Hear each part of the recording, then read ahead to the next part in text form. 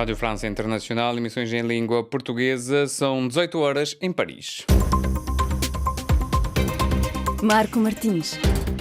A marcar a atualidade desta terça-feira, 29 de agosto, a 16 meses do fim do seu mandato em 2025, o chadiano Moussa Faki Mahamat já tem uma candidata à sua sucessão, a guineense Suzy Barbosa, para a presidência da Comissão da União Africana. Depois do presidente Macron ter vincado que o embaixador francês não vai sair do Níger, apesar de a junta militar ter exigido a sua saída, hoje foi a vez da chefe da diplomacia francesa, Catherine Colonna, de exortar ao regresso do presidente Bazoum ao poder. Angola perdeu hoje no Mundial de Basquetebol nas Filipinas com a República Dominicana por 67-75 e luta agora apenas por um lugar entre os 17 e os 32 primeiros lugares. Estes e os outros títulos a desenvolver já a seguir um bloco informativo sob o comando técnico de Moussali Chili. O jornal começa agora. Maputo 105 FM. Começamos com a atualidade na África lusófona. A 16 meses do fim do seu mandato em 2025, o chadiano Moussa Faki Mahamat já tem uma candidata à sua sucessão, a guineense Suzy Barbosa, para a presidência da Comissão da União Africana. Em entrevista a Miguel Martins, ela alega que esta candidatura faz todo o seu sentido à luz do ativismo internacional do presidente Umaru Sissoko Embaló. Eu penso que, para quem tem acompanhado um pouco o que é a política externa da Guiné-Bissau, vê que é uma candidatura que tem tudo a ver. A Guiné-Bissau é um pequeno país que durante muitos anos não se ouviu falar na esfera internacional e nos últimos anos, sobretudo durante a nossa presidência da CEDEAO, que foi inédita, uma vez que foi a primeira vez que um país lusófono presidiu, e sobretudo com a projeção que teve o Presidente da República, eu penso que temos que ambicionar mais e temos que mostrar que realmente nós, países lusófonos, temos condições também de presidir as grandes organizações. E eu acho que no meu caso há uma grande vantagem, o facto de ser mulher. Até à data só tivemos uma presidente da União Africana mulher, Suzane Zuma, e acho que é mais que tempo de mostrar que nós, as mulheres, estamos à altura de ocupar também cargos importantes em África, uma vez que representamos a maioria da população africana.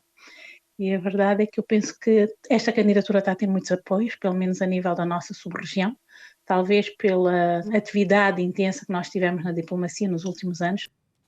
Era Suzy Barbosa, entrevistada por Miguel Martins. Em Cabo Verde, manter o programa das cantinas escolares com uma refeição quente por dia para cerca de 100 mil alunos é o grande desafio da Fundação Cabo-Verdiana de Ação Social Escolar para o novo ano letivo que arranca no próximo dia 18 de setembro. Mais pormenores com o nosso correspondente Odeir Santos. Dos 10 programas mantidos pela Fundação Cabo-Verdiana de Ação Social Escolar, que é suportado pelo Ministério da Educação, o de maior dimensão em termos de beneficiários é o programa de alimentação que abrange cerca de 100 mil alunos, ou seja, cerca de 20% da população de Cabo Verde. E manter o programa das cantinas escolares no ano letivo 2023-2024 é o grande desafio da Fundação Cabo-Verdiana de Ação Social Escolar, como avançou à imprensa o presidente do Conselho de Administração da FICASE, Albertino Fernandes. Neste início da letivo é a preocupação de todos para garantir desde o primeiro dia de aulas o funcionamento normal das cantinas escolares. Neste momento já estão garantidas os géneros, digamos assim, toda a logística para podermos iniciar logo no dia 18 de setembro o programa das cantinas escolares, que é o nosso maior programa. O presidente do Conselho de Administração da FICASE, Albertino Fernandes, disse ainda que um outro desafio é modernizar o programa de alimentação escolar, não só com o reforço da ementa, mas também na melhoria dos utensílios e criar condições de formação das pessoas que trabalham nas cozinhas do pré-escolar, do ensino básico obrigatório e do ensino secundário.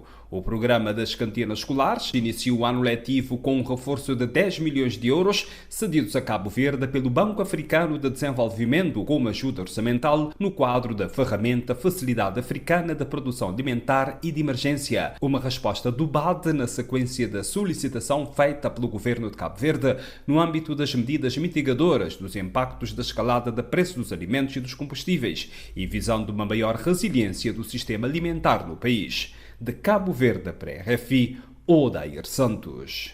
Em julho, o Parque Nacional da Iona, no sul de Angola, voltou a ter girafas após mais de 100 anos de ausência destes majestosos animais. A ocupação colonial e as guerras afastaram as girafas destas paragens e coube à organização African Parks, que gera o parque em parceria com o governo de Angola, e à Fundação Giraffe Conservation Foundation, trazê-las de volta ao seu habitat normal. Assim, 14 girafas partiram da Namíbia no início de julho e fizeram uma viagem de 1.300 quilómetros até ao outro lado da fronteira para chegar ao Parque Nacional do Iona.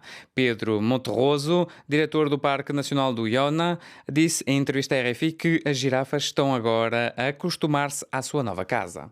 Eu acredito que elas não estiveram muito contentes, não é? Foram várias horas de viagem, portanto elas foram capturadas na Namíbia, portanto eram animais de uma fazenda, mas portanto uma fazenda grande, em que os animais eram selvagens, não é? Portanto animais selvagens, que como é óbvio não gostam depois de passar umas horas num contentor de transporte. Portanto estavam um bocado estressadas, mas a viagem correu bem. À chegada foi-lhes administrado um pequeno tranquilizante para elas se acalmarem, foram transferidas para um pequeno cercado de aclimatação, onde ficaram durante um curto período de tempo só para se reorganizarem e depois foram libertadas para o parque. Portanto, correu bem, todo o procedimento correu bem.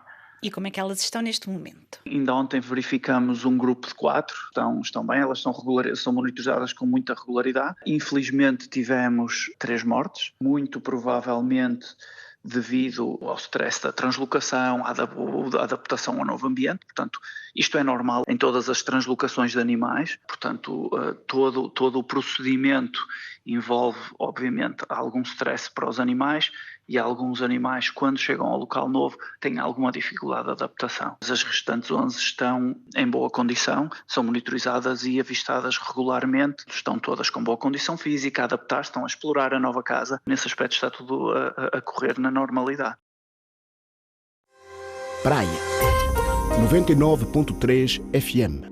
Prosseguimos com a atualidade internacional. Decorre desde ontem até esta quarta-feira, no Palácio do Eliseu, em Paris, a Conferência Anual dos Embaixadores. Depois de o presidente Macron ter vincado que o embaixador francês não vai sair do Níger, apesar de a junta militar ter exigido a sua saída, hoje foi a vez da chefe da diplomacia francesa, Catherine Colonna, de exortar ao regresso do presidente Bazoum ao poder.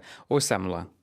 Au Niger, ceux qui servent les autorités légitimes ont choisi... No Níger, aqueles que estão ao serviço das autoridades legítimas optaram cinicamente por usurpar o poder e por sequestrar o presidente eleito democraticamente. Nada de bom pode advir de uma traição dessas. Já o vemos, já fazemos a triste constatação disso com a degradação da segurança neste país. Ontem os jihadistas estavam a perder terreno, agora multiplicam os ataques e exibem orgulhosamente as suas vitórias. Então sim, hoje a França assume plenamente estar a preconizar uma solução exigente, aquela do regresso completo à ordem constitucional com o presidente Bazoum.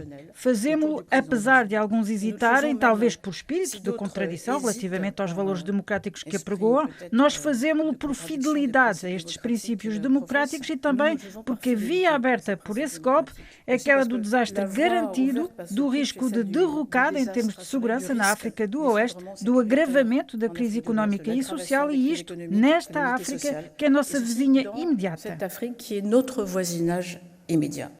Angola perdeu hoje no Mundial de Basquetebol nas Filipinas com a República Dominicana por 67-75. Angola ficou no 3º lugar do Grupo A. Joaquim Clemente acompanha este Mundial em Manilha para a Rádio 5 de Angola e fez-nos um rescaldo da participação dos angolanos na prova.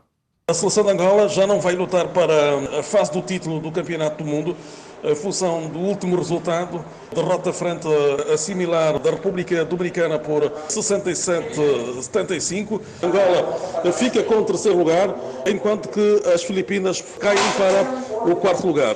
E na outra fase das classificativas do 17º ao 32º lugar, Angola vai defrontar o 4º classificado do Grupo A, poderá ser o Sudão do Sul ou então a seleção chinesa. Se Angola vencer os próximos 2 jogos que tem pela frente e o Sudão não vencer nenhum, vai garantir o apuramento para os Jogos Olímpicos, que é a principal aposta da Federação Angolana de Basquetebol neste Campeonato do Mundo, e regressar ao torneio dos Jogos Olímpicos depois da ausência de 2012 em Londres e de 2016 no Rio de Janeiro. São essas as notas essenciais em relação a este afastamento prematuro da seleção de Angola da fase do título do Campeonato do Mundo.